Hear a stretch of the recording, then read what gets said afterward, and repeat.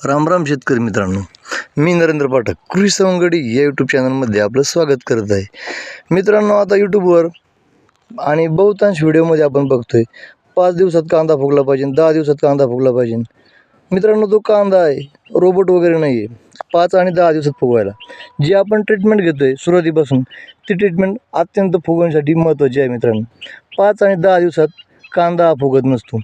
आता आपण जे पहिल्यापासून जे व्हिडिओ घेतोय त्यामध्ये आपली ट्रीटमेंट आपल्या शेतीवरती चालू आहे. मित्रांनो, आपण बघू शकता आपल्या कांद्याचे जे फुटवे आहे, पात आहे, हे आपण या व्हिडिओमध्ये बघू शकता.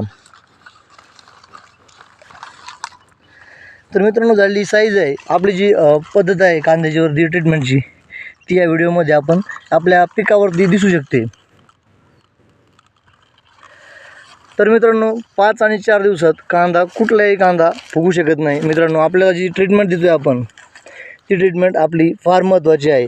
कांद्याचा बुंदा, कांद्याची जी पात आहे, जी साईज आहे, व फुटणारे फुटवे आहेत, यावरती कांद्याची साईज डिपेंड असते. मित्रांनो, तर आपला जो काही कांदा आपला आहे, त्या आपला 4 आणि 5 दिवसात ही ग्रोथ करीत नसतो.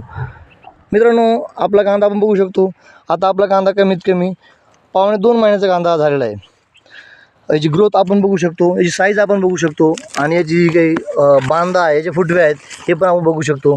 मित्रांनो, आपल्या चॅनलचं उद्दिष्टच हे आहे की प्रत्येक शेतकऱ्यांचा जो काही कांदा आहे व जी काही टिकवण क्षमता आहे, साठवण क्षमता आहे, हे आपल्याला कमीत कमी 5 ते 6 महिने आपल्याला कांदा टिकवायचा आहे. मित्रांनो, म्हणून आपण कृषी सवंगडी या यूट्यूब चॅनलमार्फत आपण या चॅनलमार्फत सांगणं आहे प्रत्येक शेतकऱ्याला की आपला कांदा टिकला पाहिजे व चांगल्या भावात आपल्याला तो कांदा विकता आला पाहिजे.